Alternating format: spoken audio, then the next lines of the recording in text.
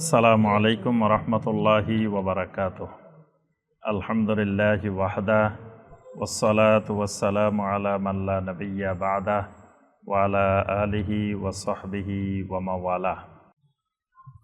সম্মানিত উলামায়ে কেরাম, দূরের এবং কাছের সম্মানিত দিনদার মুসলিম ভাই এবং বোনেরা, আল্লাহ রাব্বুল আলামিনের দরবারে কোটি কোটি শুকরিয়া যে মহান রব্বুল আলামিন আমাদেরকে 1444 হিজরি সনের 13ই মুহররম তারিখে সলাতুল জুমুআ আদায় এবং খুতবাতুল জুমুআ শোনার উদ্দেশ্যে আল্লাহ রাব্বুল আলামিনের পবিত্র ঘর মসজিদে উপস্থিত হওয়ার পরে কোরআনে কারীম এবং হাদিস নববী সাল্লাল্লাহু আলাইহি ওয়াসাল্লামের আলোকে আল্লাহ রাব্বুল আলামিনের দ্বীন সম্পর্কে সংক্ষিপ্তভাবে কিছু কথাবার্তা বলার এবং শোনার তৌফিক দিয়েছেন, সে মহান রাব্বুল আলামিনের শুকর আদায় করি। সকলে বলি আলহামদুলিল্লাহ। সম্মানিত মুসল্লিয়ানে কেরাম, আমরা যে বিষয়ের উপরে ধারাবাহিক খুতবা পেশ করতেছি অত্র মসজিদে, সেই বিষয়টা কি মনে আছে আপনাদের? কি বিষয়ে আমাদের খুতবা চলতেছে এখানে? জি, বাকিরা ভুলে গেছেন? এখন যে খুতবাগুলো চলতেছে এগুলো একটু উচ্চ লেভেলের খুতবা। এই খুতবা আবার বাংলাদেশের অন্য মসজিদে দেওয়া যাবে না, কারণ অন্য মসজিদের স্টুডেন্ট হইলো এখনো প্রাইমারি লেভেলের, হাই স্কুল লেভেলের। আপনারা তো আলহামদুলিল্লাহ কলেজ পার হয়ে এখন ইউনিভার্সিটিতে পৌঁছে গেছেন, আলহামদুলিল্লাহ। এই জন্য আমরা অত্র মসজিদে যে খুতবাগুলা দিই, বাংলাদেশের অন্য মসজিদে কিন্তু এইরকম খুতবা দেওয়া হয় না।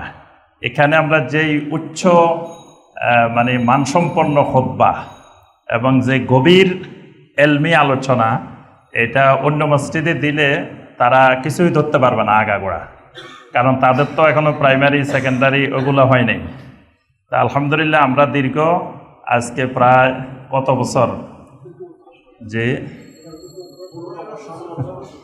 16 বছর, আমরা দীর্ঘ 16 বছর এই মসজিদে খুতবা দিচ্ছি। তাহলে 16 বছরে তো আপনার এসএসসি এইচএসসি কলেজ লেভেল পার হই এখন ইউনিভার্সিটিতে চলে গেছেন না? জি আলহামদুলিল্লাহ। এই জন্য আমাদের এই খুতবাগুলো বাংলাদেশের কোথাও দেওয়া হয় না। তো এই বিষয়টা হলো আল আকায়েদ আল খাতিআহ আল লতীফা, অর্থাৎ সূক্ষ্ম ভ্রান্ত আকীদা সমূহ। প্রথম কথা, এগুলা ভ্রান্ত আকীদা, ভুল আকীদা। কিন্তু ভুল আকীদার ব্যাপারে আমরা এর আগে অনেকগুলো খুতবা দিছি। এগুলো সেই ভুল আকীদা না। ভুল আকীদা বলতে শিরকি আকীদা, কুফরি আকীদা, বেদাতি আকীদা, নেফাকি আকীদা, এগুলোর উপর আমরা অনেক খুতবা দিয়েছি। কিন্তু এখন যেইগুলো ধারাবাহিকভাবে দিচ্ছি এগুলো হলো একেবারে সূক্ষ্ম ভ্রান্ত আকীদা। মানে বাহ্যিক লেভেলে এগুলা যে ভ্রান্ত আকীদা বা শিরকি আকীদা, কুফরি আকীদা, এটা সাধারণ মানুষ ধরতে পারবে না, স্বাভাবিকভাবে এটা বোঝা যাবে না। কিন্তু একটু গভীরভাবে চিন্তা করলে তখন বোঝা যাবে যে এই আকীদাটা ইসলামের নামে, দ্বীনের নামে আমার ভিতরে শিরিক, কুফর, বেদাত ঢুকাই দেওয়া হচ্ছে। শিরকের বিষ, কুফরের বিষ, বেদাতের বিষ সুন্দর মোড়কে, সুন্দর লেবাসে, সুন্দরভাবে মাধ্যমে, সুন্দর প্যাকেটে আমার কাছে পৌঁছায় দেওয়া হচ্ছে, আমার ভিতরে ঢুকাই দেওয়া হচ্ছে। কিন্তু এটা একটু চিন্তাশীল না হইলে এটা ধরা যাবে না। এবং এইগুলো আমাদের এই সমাজের, এই দেশের মুসলিমদের রন্ধ্রে রন্ধ্রে একবারে ভিতরে ঢুকে আছে। কিন্তু তার অজান্তেই তার ভিতরে এইসব শিরকি কুফরি ঢুকে আছে, কিন্তু সে বুঝতেছে না যে তার ভিতরে এত বড় শিরিক ঢুকে আছে, কুফরি ঢুকে আছে, নেফাক ঢুকে আছে। কারণ সে এইগুলাকে দ্বীন মনে করতেছে, এগুলাকে ইসলাম মনে করতেছে। এইরকম সূক্ষ্ম আকীদাগুলো, যেগুলো আলহামদুলিল্লাহ বিশ্বের অনেক বড় বড় ওলামায়ে কেরাম তাদের বিভিন্ন কিতাবে বিষয়গুলো আলোচনা করেছেন। বিষয়গুলো একেবারে নতুন না, আজকে শত শত বছর ধরে ওলামায়ে কেরাম আলোচনা করেছেন। সেই কিতাবগুলো থেকে আমি যেই সূক্ষ্ম ভ্রান্ত আকীদাগুলো আমাদের সমাজের সাথে আমাদের দেশের সাথে মিলে সেখান থেকে সেগুলো সংগ্রহ করে আপনাদের সামনে পেশ করতেছি একটা একটা করে। ইতিপূর্বে আমরা এইরকম কয়টা আলোচনা করছি? 7টা। ইতিপূর্বে 3 খুতবায় এরকম 7টা সূক্ষ্ম ভ্রান্ত আকীদা আমরা আলোচনা করছি। আজকে 4র্থ খুতবা এই বিষয়ের উপরে। আজকের খুতবায় আমরা একেবারে সংক্ষেপে 5টি ভ্রান্ত আকীদা, 5টি সূক্ষ্ম ভ্রান্ত আকীদা আমরা সংক্ষেপে আলোচনা করার চেষ্টা করব, এবং এই 5টাই আপনারা শুনলে বুঝতে পারবেন যে এগুলো আমাদের সমাজে আমাদের মুসলিমদের রন্ধ্রে রন্ধ্রে কিভাবে এই বিশ্বাসগুলো ঢুকে আছে, কিন্তু এগুলো শিরকি বিশ্বাস, কুফরি বিশ্বাস, ঈমান হারানোর বিশ্বাস। আমরা ইতিপূর্বে 7 নম্বর পর্যন্ত গিয়েছি। 7 নম্বরে ছিল কি মনে আছে? সর্বশেষ কি ছিল? এগুলা খালি শুক্রবারে শুনলে হবে না, এরপরে তো আমরা এগুলা আবার অনলাইনে দিয়ে দিই। আমাদের tafsirulquran.com আমাদের সবগুলা সাইটে আমরা এই খুতবাটা দিয়ে দিই, সেখান থেকে আরেকবার শুনবেন। শোনার পরে আবার এটার উপরে কিছু লেখাপড়া করবেন, তাহলেই যাই ভালো করে আপনি বুঝতে পারবেন। কারণ আমরা এই অল্প সময়ের ভিতরে তো একেবারে বিস্তারিত আলোচনা করতে পারি না, শুধু মূল পয়েন্টগুলো আমরা ধরাই দিই। এই ক্লাসে এই 5টা ভ্রান্ত আকীদা সম্পর্কে সংক্ষেপে আপনাদেরকে ধরাই দিলাম। এরপরে বাসায় গিয়ে আলহামদুলিল্লাহ লেখাপড়া করবেন। আমার আলহামদুলিল্লাহ উত্তরা 11 নম্বর সেক্টরের অনেক মুসল্লি আছেন, বিভিন্ন ইউনিভার্সিটির ভাইস চ্যান্সেলর, তারপরে সচিব, তারপরে আরও বড় বড় উচ্চ লেভেলের। আলহামদুলিল্লাহ তারা আমাকে ফোন করে বলেন যে শুক্রবারে আপনার খুতবা শোনার জন্য আমরা 11 নম্বরে আসি, সব সেক্টর থেকে আসেন, এবং আপনার এই খুতবাগুলো আমরা নোট করে নিয়ে যাই। বাসায় গিয়ে এগুলোর উপরে পুরা সপ্তাহ স্টাডি করি, এবং আপনি যে সূত্রগুলো ধরাই দেন এই সূত্রে খুঁজতে গেলে আমরা তো আরও শত পাই যাই। একজন ভাইস চ্যান্সেলর আমাকে ওই দিন বলতেছেন যে আপনি সূত্র ধরাই দেন 3টা, এই সূত্র দিয়ে যখন পড়াশোনা শুরু করি পাই যায় আরো 100টা, এবং বলেন যে আমার বিশাল থিসিস হয়ে যায় এই পুরো সপ্তাহ আপনার এই বিষয়ের উপরে। তো এই জন্য আমরা শুধু সংক্ষেপে ক্লাসে ধরাই দিই বিষয়টা, কিন্তু আপনি বিষয়টা আরো একটু বারবার শুনতে হবে, কিছু পড়াশোনা করতে হবে, তারপরে নিজে এবং পরিবার সমাজকে এই ভ্রান্ত আকীদাগুলো থেকে রক্ষা করতে হবে। আচ্ছা, 8 নম্বরে আজকে যে ভ্রান্ত আকীদাটা, সূক্ষ্ম ভ্রান্ত আকীদাটা আলোচনা করব সেটি হলো আশ-শারিআ ওয়াল হাকিকা। এটা হলো সূক্ষ্ম ভ্রান্ত আকীদা, মারাত্মক ভ্রান্ত আকীদা। সেটা হলো ইসলামকে, ইসলামের এলেমকে, ইসলামের জ্ঞানকে 4টি ভাগে বা প্রধানত 2টি ভাগে ভাগ করা। প্রধানত ভাগ 2টা, একটা শরীয়ত, একটা হাকিকত। যে ইসলামটাকে এভাবে ভাগ করে নেওয়া যে এটা শরীয়তি, এটা মারেফতি, এটা শরীয়ত, এটা হাকিকত, এইভাবে 2 ভাগে ভাগ করা। এই বিভাজনটা, এই বিভক্তির বিশ্বাসটাই একটা শিরকি, কুফরি, ঈমান হারানোর বিশ্বাস। এবং এই বিশ্বাস থেকে শুরু হয়ে প্রথম সূচনা এই বিশ্বাস থেকে, এরপরে এটার বিশাল ঢালপালা মেলে আপনাকে আমাকে আরও যে কত শিরকের মধ্যে, বেদাতের মধ্যে ডুবাই দিবে, আপনি আমি এটা টেরও পাবেন না। এজন্য মানে প্রথম মূল পয়েন্ট যেটা আমরা বলতেছি সেটা হলো, এটা হবে আশ-শারিয়া ওয়াল হাকিকা, মানে শরীয়ত এবং হাকিকত। এটা বুঝলে হবে যে ইসলামকে এই 2 ভাগে ভাগ করা, যে শরীয়ত এবং হাকিকত। এরপরে কেউ কেউ আপনার এটাকে 4 ভাগেও ভাগ করে আমাদের দেশে, বলে যে আপনার এটা শরীয়ত, এটা তরিকত, এটা মারেফত, এটা হাকিকত। বলে যে আপনি এখন শরীয়তের মধ্যে আছেন, আপনার এখন তরিকত ধরা লাগবে, তরিকত না ধরলে আপনার নাজাত নাই, তরিকত ধরা লাগবে। তরিকত থেকে আপনাকে মারেফতের স্তরে উন্নীত হইতে হবে, মারেফতের স্তর থেকে আপনাকে হাকিকতের স্তরে পৌঁছতে হবে। আর হাকিকতের স্তরে যখন পৌঁছবেন তখন আপনার স্তরটা ভিন্ন এক জায়গায় চলে যাবে। তখন আপনি আর সাধারণ মানুষ না, তখন আপনি এক ব্যতিক্রমধর্মী মানুষ।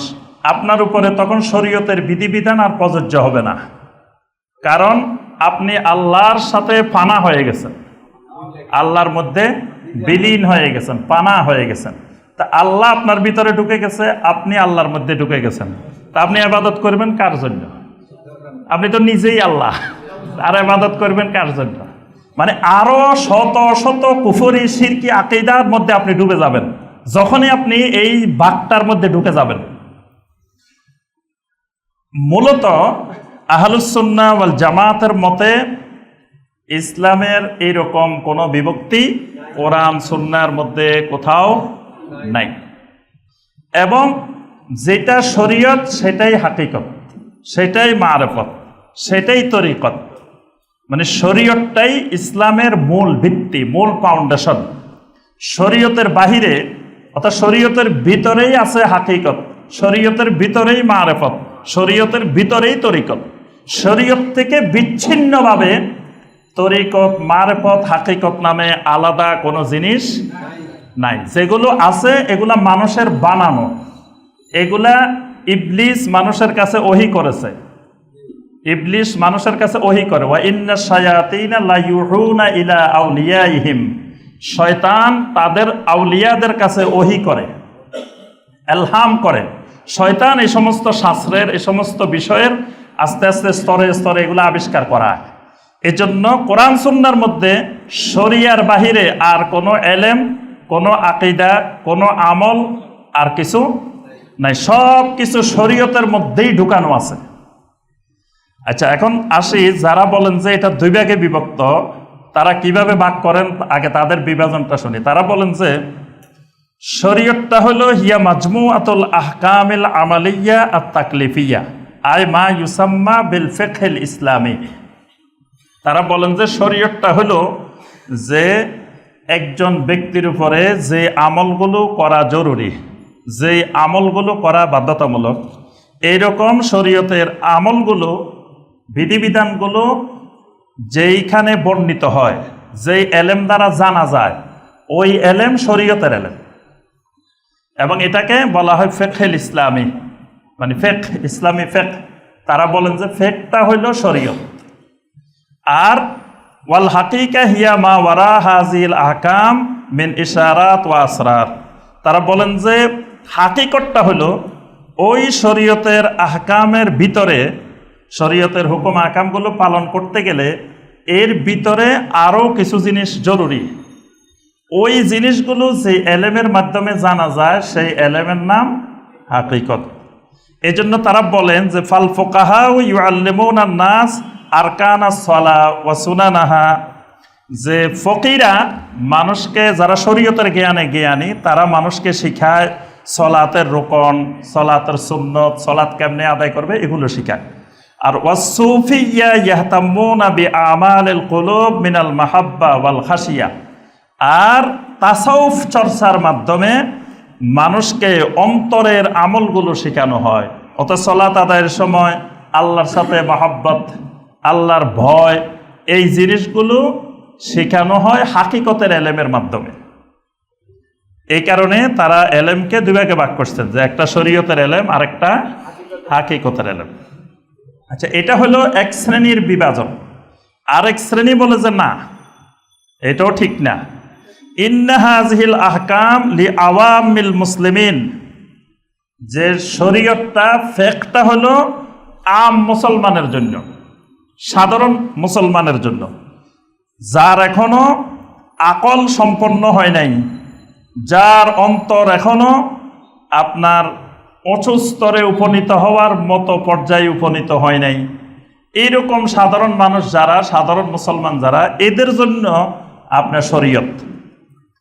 আর এরা হলো মানে শাকলি আবাদত করবে, মানে এরা বাহ্যিক আপনার অঙ্গ প্রত্যঙ্গ নড়াচড়া করবে, সলাতের মধ্যে যে রুকু করবে, সেজদা করবে, দাঁড়াবে, তারপরে সিয়াম পালন করবে, সারাদিন উপবাস থাকবে, এই যে বাহ্যিক আবাদতের রূপরেখা, এইগুলা করবে সাধারণ মুসলমান।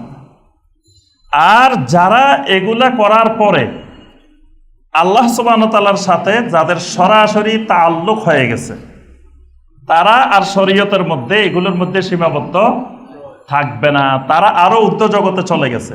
এখন তাদের জন্য আর এগুলোর চর্চা করার দরকার নেই। তারা বলে যে আপনার ডাক্তারদের মধ্যে সব ডাক্তার ইন্টার্নি করে না, ইন্টার্নি ডাক্তার আলাদা, বিশেষজ্ঞ ডাক্তার আলাদা। ইন্টার্নি ডাক্তার হলো যারা মাত্র MBBS শেষ করছে, পড়াশোনা করছে, এখন প্র্যাকটিক্যাল ময়দানে তারা আসছে, এখন তারা ডাক্তারদের সহযোগী হিসাবে থাকবে, এখানে রোগী দেখবে, দেখতে দেখতে তাদের একটা অভিজ্ঞতা হবে। আর বিশেষজ্ঞ ডাক্তার যারা, তাদের তো আর এরকম করার দরকার নাই, তারা তো এগুলো স্তর অতিক্রম করি, তারা এখন আপনার কেউ মেডিসিন বিশেষজ্ঞ, কেউ হার্টের বিশেষজ্ঞ, কেউ নিউরোলজির বিশেষজ্ঞ, বড় বড় হয়ে গেছে। সুতরাং এই যে যারা বড় হয়ে গেছে এরা হাকিকতের এলেম পাই গেছে, আর যারা এখনো ইন্টারনেটের মধ্যে আছে এরা শরীয়তের মধ্যে আছে। এই জন্য যারা এরকম নিয়মিত নামাজ পড়ে, নিয়মিত ইবাদত বন্দেগী করে, আমল করে, এরা শরীয়তে আমল করে। আর এরা হাকিকতের রহস্য এরা বুঝবে না। হাকিকতের রহস্য এই সাধারণ মানুষগুলা বুঝবে না। হাকিকতের রহস্য অনেক উপরে, কারণ হাকিকতের রহস্যে আপনি সিয়াম পালন করা লাগে না, সে তো সব সময় তার মাসুকের শরাব পান করতে থাকে। সে আর সিয়াম পালন করবে কেমনে? সে তো আশেক মাসুকের খেলা খেলতে থাকে, আর সেই সব সময় এশকের শরাব সেই পান করার মধ্যে ডুবে থাকে। তার জন্য সলাতও লাগে না, তার জন্য সিয়ামও লাগে না, তার জন্য এইসব কিছু লাগে না। মাঝে মধ্যে সে এশকের কিছু গান, এশকের কিছু শ্যামা সঙ্গীত, এশকের কিছু ঢোল তবলা, এইগুলা বাজাইলে মোটামুটি মাসুকের সাথে তার সম্পর্ক হয়ে যায়। তার আর এইসব ইন্টারনি করা লাগে না, প্র্যাকটিস করা লাগে না, তার এইসবের দরকার নাই, কারণ তার মাওলার সাথে সম্পর্ক হয়ে গেছে। এবং তারা এই জাল হাদিস বানাইছে যে মাল্লাহুল মাওলা ফালাহুল কুল, যে যার জন্য মাওলা হয়ে গেছে তার জন্য সব হয়ে গেছে। নাউজুবিল্লাহ। আচ্ছা, এই যে ধারণাগুলো সম্পূর্ণরূপে কোরআন সুন্নাহ বিরোধী ভ্রান্ত ধারণা। নবী সাল্লাল্লাহু আলাইহি সাল্লাম, সাহাবায়ে কেরাম, তাবেঈনে কেরাম, তাবেঈনে কেরাম, তারা কেউ এই ধরনের এলেমকে দুই ভাগে ভাগ করেন নাই। তারা কেউ এরকম ওই ইন্টারনি থেকে বিশেষজ্ঞ হয়ে গেছেন, তারপরে শরীয়ত ছেড়ে দিছেন, তারপরে তারা হাকিকতে ডুবে গেছেন, মহব্বতের শরাব পান করতেছিলেন, এরকম অবস্থা তাদের কারো হয় নাই। তাহলে বোঝা যায় এই যে এই জাতীয় যে আকীদা, যে চিন্তা চেতনাগুলো, এই চিন্তা চেতনাগুলো সম্পূর্ণ বাতিল, ভ্রান্ত চিন্তাধারা।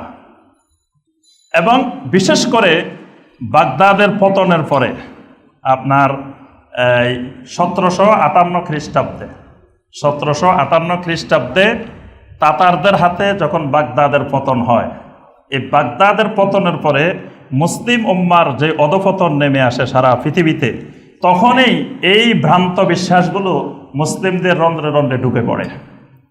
এর আগ পর্যন্ত যখন মুসলিমদের ভিতরে এলমে হাদিসের চর্চা ছিল, তাফসিরের চর্চা ছিল, ফিকহের চর্চা ছিল, তখন এই জাতীয় শিরকি, কুফরি, বাতিল চিন্তাধারাগুলো মুসলিমদের মধ্যে ঢুকে নাই।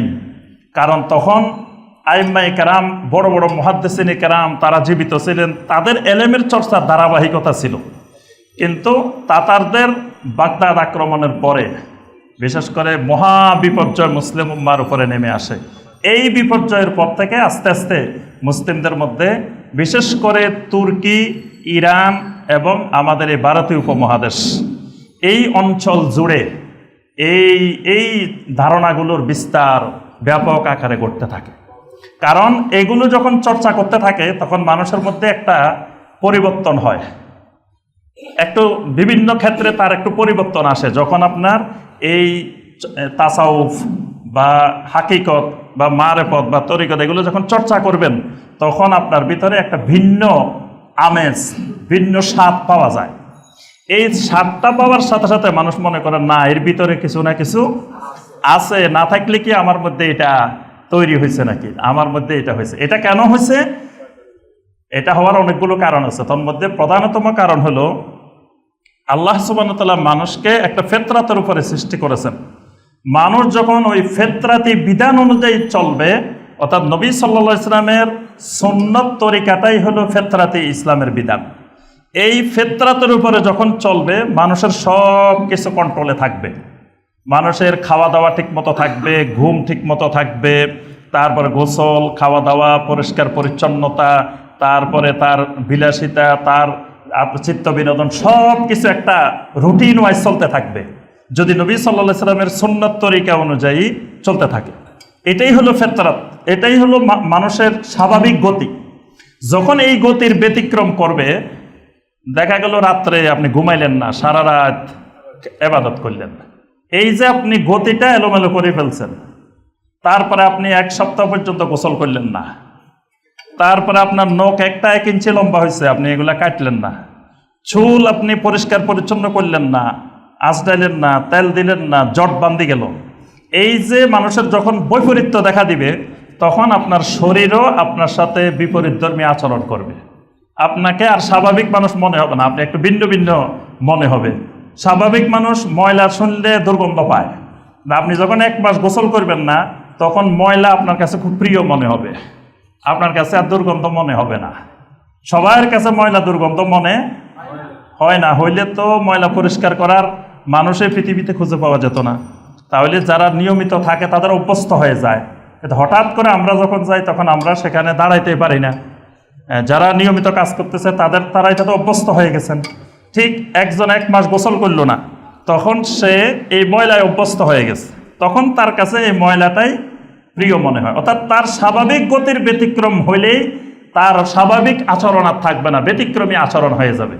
তখনই সে মনে করে যে না, এটার ভিতরে নিশ্চয় কোনো একটা রহস্য আছে। আর তালবিসে ইবলিস কিতাবের মধ্যে আপনার ইবনুল জাওজি রাহমাহুল্লাহ বলছেন, তখনই শয়তান বুঝতে পারে যে এই লোকেরে আমার বন্ধু বানানোর সুযোগ এসে গেছে।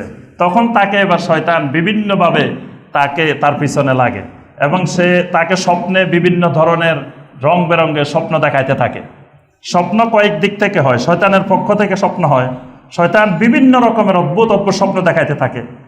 আমাকে এই কয়দিন আগে একজন ভাই উত্তরা থেকে ফোন করছেন যে শায়েখ, আমার তো একটা জরুরি বিপদ, সমস্যা। কি সমস্যা ভাই?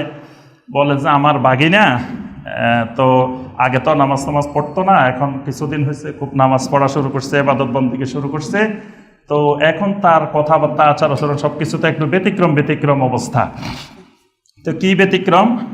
বলে যে সে প্রতি রাত্রে আল্লাহ রসুলকে স্বপ্নে দেখে। আমি মনে করলাম যে এত বড় আল্লাহর ওলি তো আমার দেখা দরকার, যে প্রতি রাত্রে নবী সাল্লাল্লাহু আলাইহি সাল্লামকে স্বপ্নে দেখে। আচ্ছা, তো নবী সাল্লাল্লাহু আলাইহি সাল্লামকে তো স্বপ্নে দেখে ভালো কথা, নবী সাল্লাল্লাহু আলাইহি সাল্লামকে স্বপ্নে দেখতেছে। স্বপ্নে দেখতে দেখতে আরো মারাত্মক হলো, নবী সাল্লাল্লাহু আলাইহি সাল্লাম তাকে স্বপ্নে দেখাইছে যে আরেকজনের বিবাহিতা স্ত্রীকে নিয়ে চলে যাওয়ার জন্য। আবার নবী সাল্লাল্লাহু আলাইহি সাল্লাম ওই মহিলাকেও স্বপ্নে দেখাইছে, তুমি এই ছেলের সাথে চলে যাও। নবী সাল্লাল্লাহু আলাইহি সাল্লামের ভয়াবহ স্বপ্ন। আল্লাহ রসুলের আর কোনো কাজ নাই, নবী সাল্লাল্লাহু আলাইহি সাল্লাম এদের দুইজনের স্বপ্নে দেখাইতেছেন। নাউজুবিল্লাহ, প্রতিদিন স্বপ্নে দেখতেছে তাও। আচ্ছা, যাই হোক, সে অনেক লম্বা ঘটনা, আমার সাথে দেখা হয়েছে পরবর্তীতে। তো এই যে মানে সে নবী সাল্লাল্লাহু আলাইহি সাল্লামকে স্বপ্নে দেখতেছে, আল্লাহ রসুল তাকে এটা বলতেছে, আসলে বাস্তবে শয়তান তাকে ধরছে। শয়তান পাইছে যে রে আমার বন্ধু বানানো সহজ, এটার নাম তালবিস ও ইবলিস। নবী সাল্লাল্লাহু আলাইহি সাল্লামের স্ব আকৃতি, নবী সাল্লাল্লাহু আলাইহি সাল্লামের বাস্তব রূপ শয়তান ধারণ করতে পারে না। নবী সাল্লাল্লাহু আলাইহি সাল্লাম বলছেন, ফাইন্নাহু লা ইয়াতামাসসালু বি, শয়তান কোনোদিনও আমার সূরত ধারণ করতে পারে। কিন্তু আরেকজনের সূরত তো শয়তান ধারণ করতে পারে, ধারণ করে আপনাকে স্বপ্নে গিয়ে বলতে পারে যে আমি মুহাম্মদ সাল্লাল্লাহু আলাইহি সাল্লাম, আমি আল্লাহ রাসূল বলতে পারে। আরেকজনের সূরত আপনি তো জানেন না নবী সাল্লাল্লাহু আলাইহি সাল্লাম কেমন আকৃতির, আপনার সেই সামাইলের জ্ঞানে নেই, তা আপনি বুঝবেন কেমন আপনি কাকে দেখছেন, শয়তানকে দেখছেন না আল্লাহ রাসূল সাল্লাল্লাহু আলাইহি সাল্লামকে দেখছেন? তখনই শয়তান এদেরকে নবী সাল্লাল্লাহু আলাইহি সাল্লামকে স্বপ্নে দেখছে মনে করি বিভিন্ন রকমের বিভিন্ন কিছুর দিকে নিয়ে যায়। তা আমি যে কথাটা বলতেছিলাম, স্বাভাবিক আচরণের ব্যতিক্রম করে যখন কেউ এগুলো চর্চা করতে থাকে, তখনই শয়তান তাকে পেয়ে আস্তে আস্তে বিভিন্ন ভ্রান্ত রাস্তার দিকে নিয়ে যায়। আচ্ছা, এরপরে আবার এরা থেমে থাকে না, যারা এরকম দুই ভাগে ভাগ করছে শরীয়ত হাকিকত, তারা আবার বলে যে কোরআনে কারিমেরও দুটা দিক আছে। জাহেরি কোরআন, বাতেনি কোরআন। এবং জাহেরি কোরআনের চাইতে নাকি বাতেনি কোরআনের আয়াত অনেক বেশি। জাহেরি তো মাত্র ৬,০০০ কয়টা আয়াত, আর বাতেনি নাকি ৯০,০০০ আয়াত আছে। তা আমাদের এই এক ভাই এখানের আপনার এই গাজীপুরের কাপাসিয়ার, তো ওই ভাই তার চতুর্পাশে সবাই বলতেছে, মিয়া তোমরা যে কোরআন মানো এই কোরআনের মাত্র ৬,০০০ আয়াত, আমরা যে কোরআন মানি এটা বাতেনি কোরআন ৯০,০০০ আয়াত। তো ওই ভাই তাদেরকে একদিন বলছে, ভাই আমার ওই ৯০,০০০ থেকে একটা আয়াত বলো না, ৯০,০০০ দরকার নাই, তোমাদের এই বাতেনি থেকে একটা আয়াত বলো। তারা আর বলতে পারে না। তা আমার জাহেরি তো ৬,০০০-এর উপরে যেগুলো আছে, আমারে কয়টা বলতে বলো, সব বলতে পারবো, সব আমার হাতে আছে, কালবে আছে, সব জায়গায় আছে। তোমার বাতেনি থেকে একটা দুইটা আয়াত আমাদেরকে শোনাও না। কয় তুমি বুঝবা না, এগুলো বুঝবা না, এগুলো বোঝা যাবে না, এগুলো বোঝা যাবে না, বাস এতটুকুর মধ্যে সীমাবদ্ধ। কিন্তু বুঝবো না যে কি বা এগুলো কোথায় আছে, কিভাবে আছে, কার মধ্যে আছে ৯০,০০০। এই ৯০,০০০ ইবলিসের মধ্যে আছে, ইবলিসের কাছে লুকায়িত আছে ৯০,০০০। এবং শিয়াদেরকে মাঝে মাঝে এগুলো ডেলিভারি দিছে। এবং শিয়াদের কোরআনে অনেক বড় কোরআন, অনেক নতুন নতুন সূরা আছে, এগুলা তারা শয়তানেরা বানাইছে, শয়তান এবং শয়তানের সহযোগীরা তৈরি করছে। তো আপনার তারা বলে যে কোরআনের জাহেরি আয়াত আছে, আবার বাতেনি আয়াত আছে। আচ্ছা, আবার কেউ কেউ বলে যে না, বাতেনি আয়াত আলাদা না, যে ৬,০০০-এর উপরে আয়াত, এই আয়াতের মধ্যেই প্রত্যেকটা আয়াতের একটা জাহেরি অর্থ আছে, একটা বাতেনি অর্থ আছে। এই জন্য তারা বলে যে তারা বিভিন্ন আয়াতের জাহেরি অর্থে বিশ্বাস করে না। দেখবেন যে বিষয় একটা দলিল দিচ্ছে এমন একটা আয়াত, যেই আয়াতের সাথে এটার কোনো দূরতম সম্পর্ক নেই। মানে যে বিষয়ের দলিল দিচ্ছে যে আয়াত দিয়ে, ওই আয়াতের সাথে এই বিষয়ের কোনো সম্পর্ক নেই। জিজ্ঞাসা করলে ভাই কই, এই আয়াতের সাথে তো এটার কোনো সম্পর্ক নেই, এটা কি দলিল দিলেন? বলে যে এটা তো তুমি যেটা বুঝছো এটা হলো জাহেরি অর্থ বুঝছো, কিন্তু এই আয়াতের আর একটা বাতেনি অর্থ আছে, যেটা আমাদের বুজুর্গরা, আমাদের মুরব্বীরা ওই বাতেনি অর্থ বুঝছে, ওই জন্য ওই বাতেনি অর্থ দিয়ে এটা দলিল দেওয়া হয়েছে। এই জন্য আপনার সূরা আল-আনআমের ৭৬ নম্বর আয়াত, এই আয়াতের তাফসির করতে গিয়ে আয়াতটা হলো ফালাম্মা জান্না আলাইহিল লাইলু রাআ কাওকাবা ক্বালা হাযা রাব্বি। ইব্রাহিম আলাইহিস সালাম রাত্রে যখন অন্ধকার হয়ে গেল, আকাশে নক্ষত্র দেখলেন, দেখে বললেন হাযা রাব্বি, এই আমার রব। আচ্ছা, এই যে এটা হলো আয়াতের সরল অনুবাদ। তা মুফাসসিরিনে কেরাম ব্যাখ্যা করেছেন যে এটা হলো তার কাউমের লোকদের অবস্থা ইব্রাহিম আলাইহিস সালাম বর্ণনা করছেন। মানে হাযা রাব্বি মানে আহাযা রাব্বি, যে ইব্রাহিম আলাইহিস সালাম প্রশ্ন করলেন, দেখলেন যে লক্ষ লক্ষ মানুষ এই তারকারাজিকে রব বানাইতেছে, তারপরে সূর্যকে রব বানাইতেছে, চন্দ্রকে রব বানাইতেছে। এই জন্য ইব্রাহিম আলাইহিস সালাম বললেন এটাই বুঝি আমার রব। কিছুক্ষণ পরে এটা নক্ষত্রগুলো আস্তে আস্তে বিলীন হয়ে গেল। তখন ইব্রাহিম আলাইহিস সালাম বললেন লা উহিব্বুল আফিলিন, যেগুলো নিজেরাই নিজেদের অস্তিত্ব ধরে রাখতে পারে না, কতক্ষণ পরে বিলীন হয়ে যায়, এরা আমাদের রব হইতে পারে না। এটা তার জাতিকে বাস্তবে বুঝাই দিলেন। আচ্ছা, এখন এখানে যারা ওই হাকিকতে বিশ্বাসী, বাতেনি অর্থে বিশ্বাসী, তো বাতেনিরা বলতেছে যে ইব্রাহিম আলাইহিস সালাম তখন রবের এশকের সারা পানরত অবস্থায় ছিলেন। ইব্রাহিম আলাইহিস সালামের স্বাভাবিক হুঁশ ছিল না, এই জন্য তিনি বলছেন হাযা রাব্বি, যে এটা আমার রব। মানে তিনি নক্ষত্রকে রব বানায় ফেলছিলেন, কারণ তিনি তখন মাবুদের মাশুকের এশকে ডুবেছিলেন। এটা হলো বাতেনি অর্থ। ইবনুল কাইয়িম রাহিমাহুল্লাহ বলেন এই জাতীয় বাতেনি অর্থ যারা করেছে এটা সম্পূর্ণ ভুল, ভ্রান্ত এবং শিরকি কুফরি আকীদা। এই জাতীয় আকীদা করা যাবে না। এবং তারা সবসময় একটা বিষয় দিয়ে দলিল দেয়, যে সূরা আল ইসরার ৪৪ নম্বর আয়াত, ওয়ালাকিন লা তাফকাহুনা তাসবিহাহুম, তোমরা তাদের তাসবিহ বুঝো না।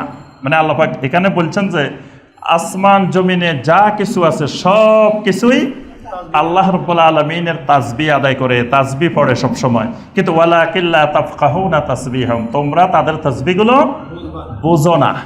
এই জন্য তারা প্রতি যারা জাহেরিয়ার বাতেনিতে বিশ্বাসী, এই ভ্রান্ত আকীদা বিষয়ে তারা বলে যে বাবা তুমি বুঝবা না রে বাবা, এটা তুমি বুঝবা না, লা তাফকাহুনা তাসবিহাহুম, এই মারাফতের খেলা এই হাকিকতের খেলা বাবা তুমি বুঝবা না যে এটা আরেক জিনিস। এই আয়াত দিয়ে তারা দলিল দেয়, সূরা বানী ইসরাঈলের 44 নম্বর আয়াত, ওয়ালাকিল্লা তাফকাহুনা তাসবিহাহুম, তারা সবাই তাসবিহ পড়ে কিন্তু তোমরা সেই তাসবিহ বুঝতে পারো না। আচ্ছা, এটা গেল 8 নম্বর ভ্রান্ত আকীদা। এবার আসে 9 নম্বর। 9 নম্বর হলো আল হাকিকাতুল মুহাম্মাদিyy্যাহ। 9 নম্বর ভ্রান্ত আকীদা যেটা, এটার নাম হলো যে আলাদা একটা আকীদা তৈরি করা হয়েছে যেটার নাম হাকিকতে মুহাম্মাদি, আল হাকিকা আল মুহাম্মাদিyy্যাহ, মানে নবী সাল্লাল্লাহু আলাইহি সাল্লাম কেন্দ্রিক কিছু আলাদা আকীদা। বিশেষ করে যে নবী সাল্লাল্লাহু আলাইহি সাল্লামকে কেউ কেউ এই আকীদা পোষণ করে যে যিনি আল্লাহ তিনি মুহাম্মদ, বরং আহমদ আর আহাদ, আল্লাহ সুবহানাহু ওয়া তাআলার নাম হলো আহাদ আর মুহাম্মদ সাল্লাল্লাহু আলাইহি সাল্লামের নাম হলো আহমদ, মাঝখানে একটা মিম, এই মিম দিলে মুহাম্মদ, মিম উঠে গেলে আহাদ, মানে মিম থাকলে আহমদ, মিম চলে গেলে আহাদ। তো যিনি আহাদ তিনি আহমদ। এই শিরকি কুফরি আকীদা অনেক মানুষ বিশ্বাস করে, এবং কেউ কেউ বিশ্বাস করে নবী সাল্লাল্লাহু আলাইহি সাল্লাম, আল্লাহ রাব্বুল আলামিন নবী সাল্লাল্লাহু আলাইহি সাল্লামের সূরতে পৃথিবীতে আত্মপ্রকাশ করছেন। এই বিশ্বাসের কুফরি বিশ্বাসের লোকও আছে। আবার কেউ কেউ বিশ্বাস করেন যে নবী সাল্লাল্লাহু আলাইহি সাল্লাম আউয়ালু মাওজুদ ওয়া আউয়ালু মাখলুক। এটা গ্রিক দর্শন থেকে আসছে। গ্রিক দর্শনের আপনার আউয়াল মাওজুদ আউয়াল মাখলুক, তাদের একটা ফিলোসফি আছে, দর্শন আছে যে প্রথম সৃষ্টি। তো প্রথম সৃষ্টি, এই হাকিকতে মুহাম্মদিয়ার আকীদাই হলো যে প্রথম সৃষ্টি মুহাম্মদ সাল্লাল্লাহু আলাইহি সাল্লাম, মানে আদম আলাইহিস সালাম প্রথম মানুষ না, প্রথম মানুষ মুহাম্মদ সাল্লাল্লাহু আলাইহি সাল্লাম। কারণ নবী সাল্লাল্লাহু আলাইহি সাল্লাম বলছেন আদম আলাইহিস সালাম যখন মাটিতে পানিতে তখনও আমি নবী, তাহলে তিনি তখনও তো ছিলেন। এবং এটার সমর্থনে আরো অনেকগুলো জাল হাদিস আছে। অথচ নবী সাল্লাল্লাহু আলাইহি সাল্লাম যে কথাটা বলছেন, এটা আহলুস সুন্নাহ ওয়াল জামাতের দৃষ্টিতে এই কথাটার অর্থ হলো যে সময় আল্লাহ পাক আদম আলাইহিস সালামকে সৃষ্টি করতেছেন সেই সময় নবী সাল্লাল্লাহু আলাইহি সাল্লাম যে আল্লাহ রসুল, এটা কোরআনে কারিমের মধ্যে সকল আসমানি কিতাবে লেখা আছে। সেখানে লেখা আছে মুহাম্মাদুর রাসূলুল্লাহ ওয়াল্লাযীনা মাআহু আশিদ্দাউ আলাল কুফার। তাহলে আদম সৃষ্টি হয় নাই, কিন্তু আল্লাহ রসুল তখনও রাসূল, তখনও নবী, আল্লাহ তাকে নবী বানিয়ে রেখেছেন, কিতাবের মধ্যে লিখে ফেলছেন লাউহে মাহফুজে। নবী সাল্লাল্লাহু আলাইহি ওয়াসাল্লাম সেটা বুঝাতে চেয়েছেন। কিন্তু হাকিকতে মুহাম্মদিয়ার আকীদা পোষণকারী যারা, তারা বোঝাতে চায় যে তিনি প্রথম সৃষ্টি। কিন্তু আল্লাহ রাব্বুল আলামিন প্রথম সৃষ্টি করেছেন আল্লাহ সুবহানাহু ওয়া তাআলার আরশ। আবার কেউ কেউ বলছেন প্রথম সৃষ্টি করছেন মা, প্রথম সৃষ্টি করছেন পানি, কারণ আরশ হলো পানির উপরে, এজন্য কেউ কেউ বলছেন আগে পানি তারপরে আরশ। তারপরে আল্লাহ রাব্বুল আলামিন কলম সৃষ্টি করছেন। এগুলো সৃষ্টির অনেক পরে আল্লাহ রাব্বুল আলামিন মানুষ সৃষ্টি করছেন, আদম আলাইহিস সালামকে সৃষ্টি করেছেন। আচ্ছা, এই হাকিকতে মুহাম্মদিয়ার আরেকটা বিশ্বাস হলো যে আল্লাহ রাসূল সাল্লাল্লাহু আলাইহি সাল্লাম হলেন কুতুব, প্রথম কুতুব। কুতুবের বিশ্বাস যে আল্লাহ রাসূল সাল্লাল্লাহু আলাইহি সাল্লাম প্রথম কুতুব, যেই কুতুব সৃষ্টির শুরু থেকে সৃষ্টির শেষ পর্যন্ত সমগ্র অস্তিত্বের সাথে মিশে থাকে। এজন্য নবী সাল্লাল্লাহু আলাইহি সাল্লাম মারা যান নাই বা ওফাত হয় নাই। নবী সাল্লাল্লাহু আলাইহি সাল্লাম, নবী সাল্লাল্লাহু আলাইহি সাল্লাম স্বাভাবিক জীবিত, মানে জাগতিক জীবনের মতো জীবিত। এটা হলো মানে এই হাকিকতে মুহাম্মদিয়ার আকীদা। কারণ নবী সাল্লাল্লাহু আলাইহি সাল্লাম হলেন কুতুব। তো কুতুবে যদি মারা যায়, কুতুবে যদি চলে যান, তো পৃথিবী চলবে কেমনে? কারণ উনি কুতুবদের লিডার, সকল কুতুবদের লিডার। তো কুতুবদের লিডারে না থাকলে বাকি কুতুবেরা পৃথিবীতে কেমনে পরিচালনা করবে? এই জন্য নবী সাল্লাল্লাহু আলাইহি সাল্লামের ওফাত হয় নাই, হাকিকতে মুহাম্মদিয়ার বিশ্বাস। তারপরে আপনার আবুল আব্বাস আল মুরসি তিনি বলছেন যে জামিউল আম্বিয়া খুলিকু মিনার রাহমা, সমস্ত নবীদেরকে রহমত থেকে সৃষ্টি করা হয়েছে। ওয়া নাবিয়্যুনা হুয়া আইনুর রহমা, আর আল্লাহ রাসূল সাল্লাল্লাহু আলাইহি ওয়াসাল্লাম হলেন নিজেই সেই রহমত। মানে নবী সাল্লাল্লাহু আলাইহি ওয়াসাল্লাম থেকেই বাকি নবীদেরকে সৃষ্টি করা হয়েছে। তার দলিল কি? ওই যে আল্লাহ পাক বলছেন সূরা আল আম্বিয়ার 107 নম্বর আয়াত, ওয়ামা আরসালনাকা ইল্লা রাহমাতাল লিল আলামিন, আমি আপনাকে সমগ্র বিশ্বের জন্য, আলামিনের জন্য রহমত স্বরূপ প্রেরণ করেছি। তাই যেহেতু তিনি নিজেই রহমা, সেই রহমত থেকে সকল নবীদেরকে বানানো হয়েছে, আর এই রহমত থেকে সকল মাখলুক বানানো হয়েছে। অর্থাৎ নবী সাল্লাল্লাহু আলাইহি ওয়াসাল্লাম স্বয়ং আল্লাহ থেকে, আর সমগ্র মাখলুক নবী সাল্লাল্লাহু আলাইহি ওয়াসাল্লাম থেকে। এটা হলো হাকিকতে মুহাম্মদিয়ার বিশ্বাস। এরপরে আপনার এজন্য নবী সাল্লাল্লাহু আলাইহি ওয়াসাল্লাম বলছেন, উম্মতকে সতর্ক করছেন, লা তুতরুনি কামা আতরাতিন নাসারা ইবনা মারিয়াম ইন্নামা আনা আব্দুল্লাহি ওয়া রাসূল। খবরদার আমার উম্মত, আমাকে নিয়ে তোমরা অতিরঞ্জন করিও না, যেমনিভাবে নাসারারা ঈসা ইবনে মারিয়ামকে নিয়ে অতিরঞ্জন করেছিল। আমি আল্লাহর বান্দা এবং আল্লাহর রসুল, আমাকে এতটুকুর মধ্যে সীমাবদ্ধ রাখবা। কিন্তু এই হাকিকতে মুহাম্মদিয়ার আকীদা বের করে নবী সাল্লাল্লাহু আলাইহি ওয়াসাল্লামকে নূরের তৈরি, নবী সাল্লাল্লাহু আলাইহি ওয়াসাল্লামকে হাজির নাজির, নবী সাল্লাল্লাহু আলাইহি ওয়াসাল্লামকে জাগতিক জীবনের মতো জীবিত, আরও বিভিন্ন নতুন নতুন শিরকি এবং কুফরি আকীদা নবী সাল্লাল্লাহু আলাইহি ওয়াসাল্লাম কেন্দ্রিক করা হয়েছে। এটার নাম, এই আকীদাটার মূল নাম হলো হাকিকতে মুহাম্মদিয়া। এজন্য অনেকে বলে যে মুহাম্মদি ইসলাম, নাম শুনছেন মুহাম্মদি ইসলাম। এই মুহাম্মদি ইসলাম বলতে যেটা বোঝানো হয় সেটা হলো এই আল হাকিকা আল মুহাম্মদিয়া, মানে হাকিকতে মুহাম্মদিয়া। এটা বোঝানোর জন্য বলে যে পৃথিবীর সব মুসলমান এখন চলে গেছে এজিদি ইসলাম, আর আমরা আছি মুহাম্মদি ইসলামের মধ্যে। এই যে মুহাম্মদি ইসলাম আর এজিদি ইসলাম, এটার শ্রেণী বিভাগটা হলো এই আকীদা থেকে, এই কুফরি আকীদা থেকে, যে আল হাকিকা আল মুহাম্মদিয়া। যে এই হাকিকা মুহাম্মদিয়ার আরো অনেকগুলো ধারা আছে, এটাই বিশাল একটা জগৎ, শত শত কুফরি শিরকি আকীদা এর মধ্যে আছে হাকিকতে মুহাম্মদিয়া। আমি খালি ধরাই দিলাম মানে পয়েন্টটা, হাকিকতে মুহাম্মদিয়া। এটা দিয়ে চার্জ দিলে, এটা নিয়ে লেখাপড়া করলে আপনি বিশাল জগৎ খুঁজে পাবেন। এই শুধু হাকিকতে মুহাম্মদিয়া, অনেকে পৃথিবীর অনেক জায়গায় এটার উপর পিএইচডি করছে, গবেষণা করছে, শুধু এই আল হাকিকা আল মুহাম্মদিয়া। মুহাম্মদ সাল্লাল্লাহু আলাইহি ওয়াসাল্লাম কেন্দ্রিক আলাদা জগৎ, আলাদা একটা আকীদা, শিরকি কুফরিতে ভর্তি। এখানে যে ডুবছে সে পুরা শিরকের নদীতে, শিরকের সাগরে ডুবে গেছে। আচ্ছা, 10 নম্বর যে ভ্রান্ত আকীদা সেটা হলো আল আউলিয়া ওয়াল কারামাত।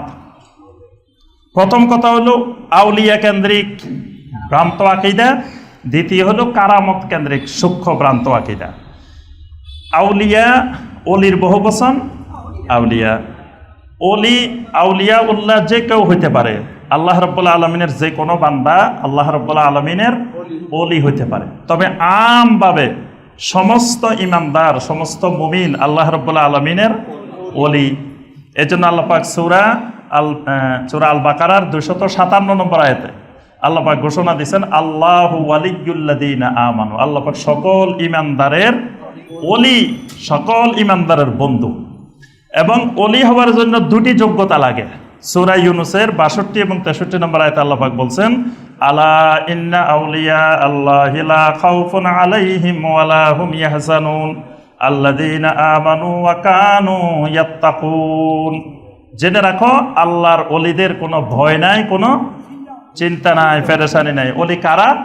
আল্লাযীনা আমানু, যারা বিশুদ্ধ ঈমানের অধিকারী, যারা শিরিক মুক্ত, কুফর মুক্ত, বেদাত মুক্ত, নেফাক মুক্ত ঈমানের অধিকারী। ওয়া কানু ইয়াত্তাকুন, যারা মুত্তাকিন, যারা তাকওয়াবান।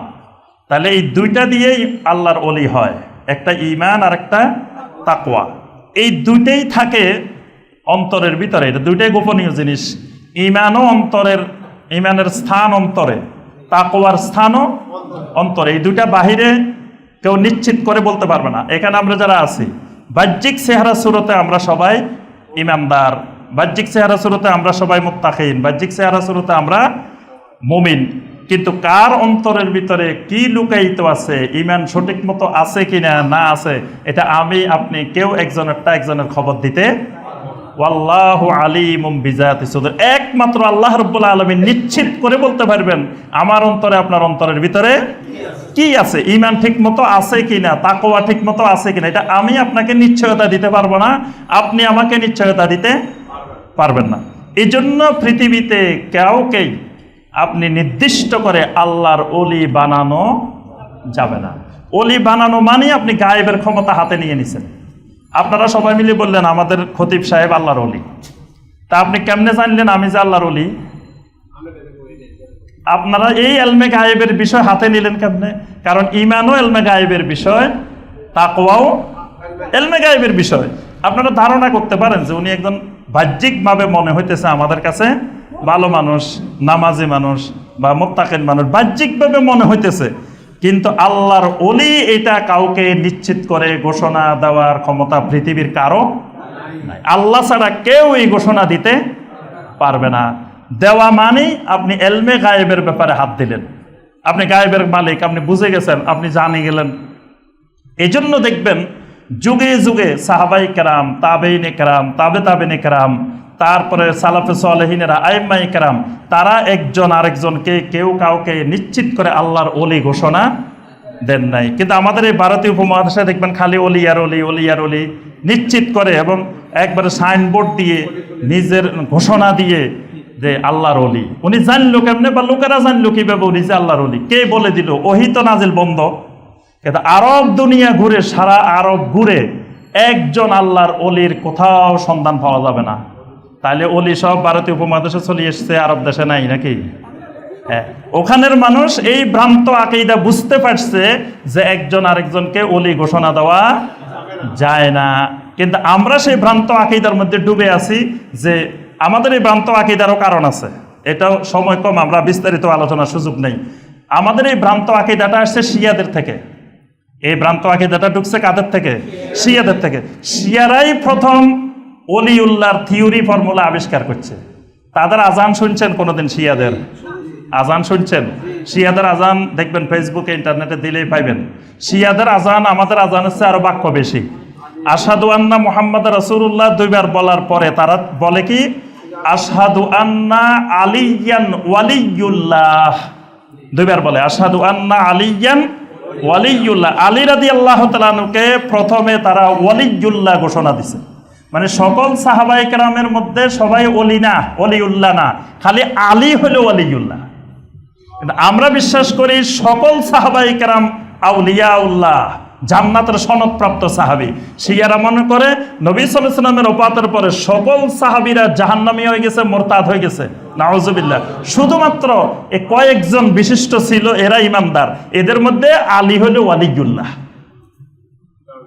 এই আলী রাদিয়াল্লাহু তাআলা আনহুকে তারা প্রথম ওলিউল্লাহ নির্দিষ্ট করছে। এবং ওলিউল্লাহর থিওরিতে সীমাবদ্ধ না, ওলিউল্লাহর থিওরিতে আরো অনেক বড়। যারা ওলিউল্লাহ হয় তারা মাসুম। এই জন্য তাদের পরে 12 জন ইমাম সবাই মাসুম। ইদানিং দেখবেন ফেসবুকে একটা ইয়া আছে শিয়াদের, তারা যে এবার হজে আসছে, হজের কোন এক জায়গায় তারা জোরে জোরে নামাজ পড়তেছিল, ওইটার ভিডিও আছে ফেসবুকে। ওই ভিডিওর মধ্যে তারা আজান দিচ্ছে, বলতেছে আশহাদু আন্না আলিয়ান ওয়ালিউল্লাহ। এরপরে আবার বলতেছে যে আশহাদু আন্না যুররিয়াতাহু মাসুমিন। এটাও আমরা সাক্ষ্য দিচ্ছি আলীর বংশধর যতদূর গেছে এরা সবাই মাসুম। আসামতের ঘোষণা দিচ্ছে যে নিষ্পাপ, কোনো গুনাহ নেই। এরপরে যারা ওলিউল্লাহ হবে এদের কাছে এলমে লাদুন নিয়ে আসে, এদের কাছে এলমে লাদুন নিয়ে আসে। এরা আলাদা এলেমের অধিকারী, এরা স্বাভাবিক এলেমের অধিকারী না। এইভাবে এই ওলিউল্লাহর থিওরি দিয়ে এই ভ্রান্ত ধারণা মুসলিমদের ভিতরে ঢুকাই দেওয়া হয়েছে। এটা শিয়াদের আবিষ্কার। পর্যায়ক্রমে শিয়াদের থেকে আস্তে আস্তে দিকে আসছে। এই জন্য দেখবেন একটা জিনিস গভীরভাবে লক্ষ্য করবেন যে এই ওলিউল্লাহর থিওরিতে যারা বিশ্বাসী এদের একটা সাজারা আছে। প্রত্যেক জায়গায় গেলে একটা সাজারা পাবেন, সাজারাটা একটু চেক করবেন। ওই সাজারা চেক করলে দেখবেন যে কিছু দূর যাওয়ার পরে এই গাছ শিয়াদের দিকে চলে গেছে। মানে এই গাছের ডালপালা গোড়ার দিকে গেলে দেখবেন যে শিয়াদের ইমাম হয়ে তারপরে আলী রাদিয়াল্লাহু তাআলা হয়ে তারপরে আল্লাহ রাসূলের কাছে গেছে। অর্থাৎ এটা যে শিয়াদের আবিষ্কার ফর্মুলা, এই ব্যাপারে কোনো সন্দেহ নাই। এরপরে আপনার কোরআনে কারিম কারামতের ধারণা, কারামত এটা হক, কারামাতুল আউলিয়ায়ে হাক্কুন। এটা যিনি ইমানদার, যিনি মুত্তাকিন, যিনি সালেহিন, যিনি আউলিয়াউল্লাহ, তার মধ্যে কারামত সংগঠিত হবে। কারামতটা কি? কারামতটা হলো আল্লাহর পক্ষ থেকে সম্মাননা। নবী রাসূলদের হলো মুজিজা, আর বাকি উম্মতের যারা তাকওয়াবান, মুত্তাকিন, সালেহিন তাদের হবে কারামত। কারামতটা কেউ ইচ্ছা করে দেখাইতে পারে না, মুজিজা ইচ্ছা করে দেখানো যায় না, এটা আল্লাহ সুবহানাহু ওয়া তাআলার পক্ষ থেকে আসে। এই জন্য কাফেরেরা কোরআনে কারিমকে সবচেয়ে বড় মুজিজা দেওয়া হয়েছে, কিন্তু কাফেরেরা কোরআনে কারিমকে মুজিজা মানে নাই। তারা বলছে যে আপনি রাস্তা দিয়ে বের হইবেন, আপনার সামনে কিছু ফেরেশতা থাকতে হবে, আপনার একটা স্বর্ণের বাড়ি থাকতে হবে, আপনার এটা থাকতে হবে, আপনি এটা নিয়ে আসেন, এটা নিয়ে আসেন। এগুলাকে তারা মুজিজা মনে করছে, কিন্তু কোরআনে কারিমকে মুজিজা মনে করে নাই। এই ভ্রান্ত ধারণাটা হলো কারামতের নাম দিয়ে বিভিন্ন অস্বাভাবিক ঘটনাকেই শুধুমাত্র কারামত মনে করা হয়েছে। একজন ইমানদারের কারামত হলো তিনি সুন্নত অনুযায়ী জীবনযাপন করেন, এইটাই তার কারামত। কোরআন অনুযায়ী জীবনযাপন করেন, শিরিক মুক্ত, বেদাত মুক্ত জীবনযাপন করেন, এইটাই তার কারামত। অলৌকিক ঘটনা দেখাইলো কি দেখাইলো না, বা তার জীবনে একটা অলৌকিক ঘটনা ঘটছে কি ঘটনা, এটা কারামত না, এটা মূল বিষয় না। এটা আল্লাহর বিশেষ বান্দাদের, আল্লাহ যাদেরকে মহব্বত করেন তাদেরকে কোনো এক জায়গায় বিপদে পড়ছেন, আল্লাহ সেখানে সাহায্য করবেন, এটা আল্লাহর পক্ষ থেকে আসবে, এটা তার কারামত। কিন্তু কখন কার ক্ষেত্রে ঘটবে না ঘটবে এটা আল্লাহ ছাড়া কেউ বলতে পারে না। কিন্তু আমাদের দেশে দেখবেন যে অলির পরিচয় বোঝানোর জন্য, যে আমাদের হুজুর জানেন যে একজন পাসপোর্ট হারাই ফেলছে, সে মক্কাতে বসে আছে, চিন্তা করতেছে, পরে আমাদের হুজুর করতেছে চোখ বন্ধ করো, বাস চোখ বন্ধ করছে, দেখে বরিশাল আসে বসে দিচ্ছে। এই হলো কারামত, যে এইগুলো ব্যাপক আকারে প্রচার করা হয়। মাহফিল মানি এখানে শুধু এই অস্বাভাবিক এসব ঘটনা কেন, ওই যে সাধারণ জনগণগুলাকে এইদিকে উদ্বুদ্ধ করার জন্য, যে আমাদের হুজুরের এত কারামত, মানে আমাদের উনি বড় আল্লাহর ওলি। তাহলে বাংলাদেশে যতজন আছে তার মধ্যে আমাদের হুজুরের যেহেতু বেশি অলৌকিক ঘটনা, উনি সবচেয়ে বড় ওলি। কার থেকে কে বড় ওলি? ব্যবসার একটা বড় মানে প্রতিযোগিতা, ব্যবসা বাণিজ্যের ব্যাপক প্রতিযোগিতা কারামতের নামে। এগুলা হলো ভ্রান্ত আকীদা এবং কুফরি শিরকি আকীদা। আমরা বিস্তারিত আলোচনা যাচ্ছি না। 11 নম্বর যেটা আলাক্তা বলাও তার কুতুবের আকীদা। কুতুব, যে পৃথিবী পরিচালনা করে কুতুব আছে, এটাও শিরকি কুফরি আকীদা। কুতুবের অস্তিত্ব কোরআন হাদিসে কোনো জায়গায় নেই, এটা শুধু আমাদের এই উপমহাদেশে পাওয়া যায় কুতুবের অস্তিত্ব। যে অমুক কুতুবুল আলম, অমুক কুতুবের আব্বানি, অমুক আপনার এই বাংলার কুতুব, অমুক হইল কুতুবদের মিটিংয়ে গেছে আফ্রিকা জঙ্গলে, অমুক ছিল এই কুতুব। এই সব অস্তিত্ব এই অঞ্চলে পাওয়া যায়, কিন্তু কোরআনে কারিমে কোনো হাদিসে কুতুবের কোনো অস্তিত্ব নেই। বরং এই কুতুবের আকীদা এমন শিরকি আকীদা যেটা আরবের মুশরিকেরাও এই আকীদা পোষণ করতো না। মুশরিকদেরকে জিজ্ঞাসা করা হয়েছে, ওয়ামান ইউদাব্বিরুল আমর, বলো দেখি আসমান জমিন কে পরিচালনা করে? মুশরিকেরা উত্তর দিচ্ছে, সাইয়াকুলুন আল্লাহ, একমাত্র আল্লাহ সবকিছু পরিচালনা করে। আর এই জমানার মুসলমান নামদারি মুশরিক বিশ্বাস করে বসে আছে যে আল্লাহ একা পরিচালনা করে না, আল্লাহর এই পৃথিবী পরিচালনার জন্য আল্লাহ কিছু কুতুব রাখছে, কিছু গাউস রাখছে, কিছু আবদাল রাখছে, কিছু আওতাদ রাখছে।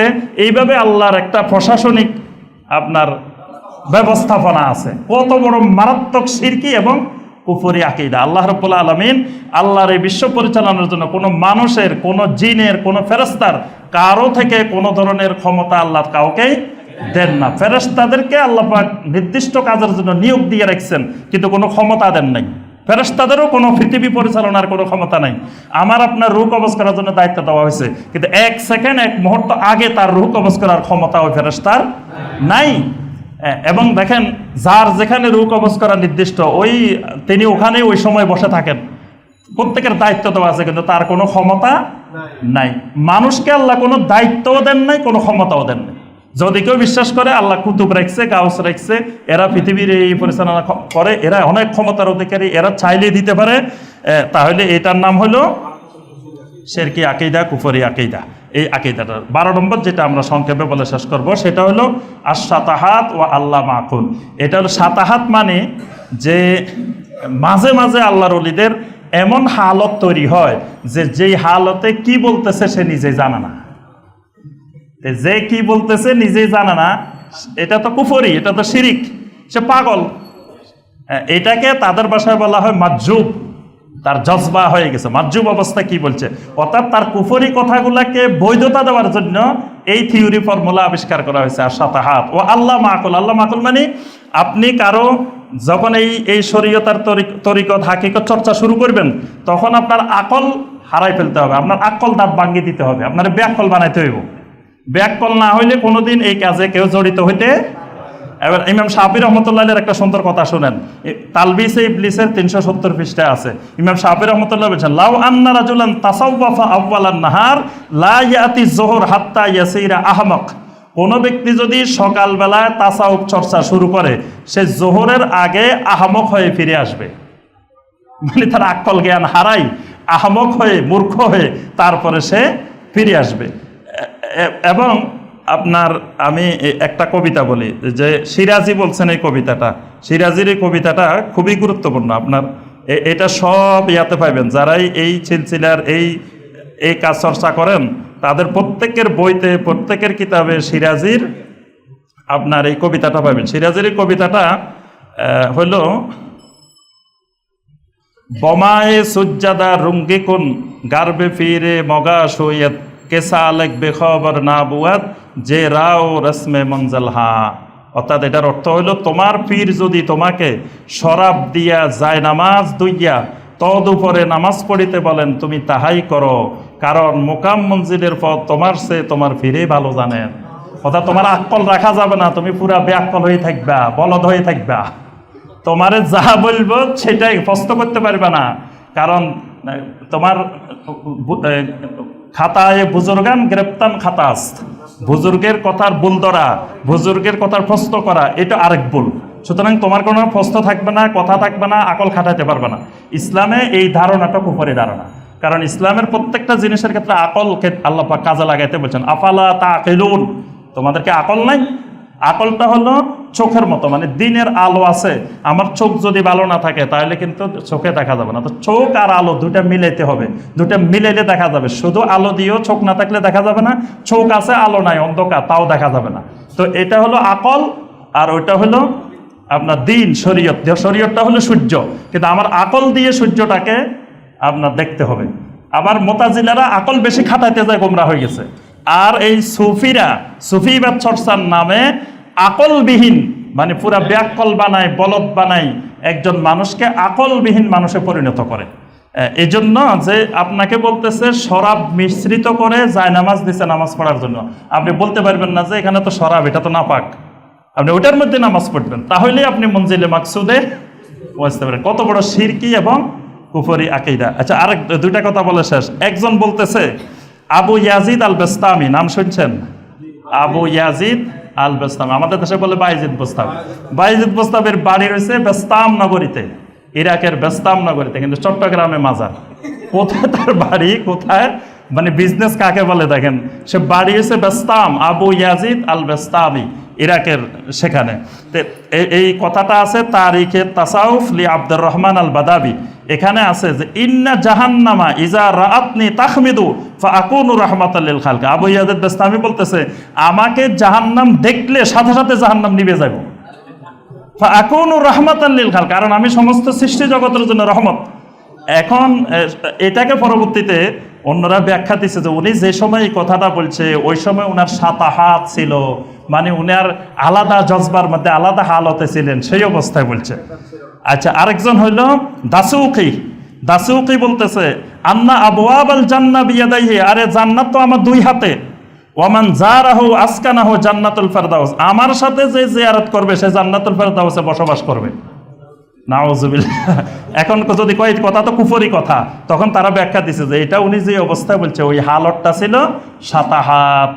আচ্ছা, কদিন আগে একটা বয়ান শুনছি, আমাদের দেশের একজন প্রখ্যাত, নাম বলবো না, একজন বক্তা বলতেছে যে আমাদের হুজুরে কেবলা একদিন এইভাবে দুই হাত বাইর করে দিছে, দুই হাত বাইর করে, তোরা কে কে আসতরে চলিয়া, আমার ডাইন হাতে জান্নাত বাম হাতে জাহান্নাম, আমার ডাইন হাতে জান্নাত বাম হাতে, যে ডাইন হাত ধরবি জান্নাত পাইবি, যে বাম হাত ধরবি জান্নাত পাইবি। আচ্ছা, সবাই দৌড়াই আসে হুজুরের ডাইন হাত ধরছে জান্নাত পাইবার জন্য। আচ্ছা, এবার ওই আমির আলী ছিল, আমির খান বাবুসি, তো বাবুসির বউ করতেছে তো জান্নাত চলে যাইতেছে, হুজুরে জান্নাত দিয়ে দিচ্ছে, তুমি বুঝি এখনো বসে রইছ। এ তো আর দৌড় মারছে, দৌড় মারি এসে সবাই দেখে ডাইনার ধরে বসে রয়েছে, আমির খান আসে বামাত ধরছে। আমির খানও তো জানে না যে হুজুরে কইছে যে এখানে জাহান্নাম, এটা তো জান্নাত, সবাই ধরছে ডাইনাত আর হে ধরছে কোনাত বামাত। আচ্ছা, এখন এবার হুজুরে করতেছে সর্বনাশ সর্বনাশ, তুই কি করলি রে আমির খান, যে সবাই ডাইনাত ধরলো জান্নাত পাইলো, আমার বামাতে তো জাহান্নাম, তুই বামাত ধরছ কেন? তো কইতেছে হুজুর আমি এত বছর আপনার বাবুসি, আপনার খেদমত করে, আমি কি কম বুঝি, আমার পাগল মনে করছেন? তুই কি বুঝছ? কয় যে আমার হুজুরে কেবলা যদি জান্নাতে যায়, আমার হুজুরে কেবলার বামাত বুঝি জাহান্নামে যাব। এই জন্য আমি হুজুরের বুঝি শুনি আমি হুজুরের বামাত ধরছি। তারপরে এবারে হুজুরে কইতেছে, কয় দেখ তোরা সবাই মিলি যে জান্নাত যা পাইছ, আমির খান একাই আব্দুল জান্নাত পাইছে, সব মিলি পাইছ এক হাত, আর আমির খানে কি একাই এক হাত। মানে তাইলে এই যে জান্নাতের বিতরণ, তার ডাইন হাতে জান্নাত, বাম হাতে জাহান্নাম, জান্নাত দিতেছে সবাই, এটা কত বড় শিরকি এবং কুফরি কথা। যে একজন আল্লাহ রাসূল সাল্লাল্লাহু আলাইহি ওয়াসাল্লাম এরকম বলেন নাই যে আসো আসো আমার এখানে জান্নাত এখানে জাহান্নাম। নবী সাল্লাল্লাহু আলাইহি ওয়াসাল্লাম মানুষকে জান্নাতের রাস্তা দেখাইছেন, জান্নাতের কোন কেমনে পাবে সেটা দেখাইছেন। অর্থাৎ এই ভ্রান্ত আকীদাগুলো আরও ব্যাপক আকারে আমাদেরকে জানতে হবে, বুঝতে হবে। যদি এই যে অঞ্চলে আল্লাহ আমাদেরকে দিয়েছেন, এখানে যদি দিন নিয়ে, ইমান নিয়ে বাঁচতে চাই, বিশুদ্ধ আকীদা নিয়ে বাঁচতে চাই, এগুলো সম্পর্কে আমাদেরকে জানা একান্ত জরুরি। আল্লাহ রাব্বুল আলামিন আমাদের সবাইকে বিশুদ্ধ আকীদা নসিব করুন। আল্লাহ পাক আমাদের সবাইকে সকল প্রকার শিরকি, কুফরি, নেফাকি, বেদাতি আকীদা থেকে হেফাজত করুন। সকল ভ্রান্ত আকীদা থেকে আমাদেরকে, আমাদের সন্তান সন্ততিকে, পুরা উম্মাকে আল্লাহ পাক হেফাজত করুন। আমিন ইয়া রাব্বাল আলামিন। আসসালামু আলাইকুম ওয়া রাহমাতুল্লাহি ওয়া বারাকাতুহু।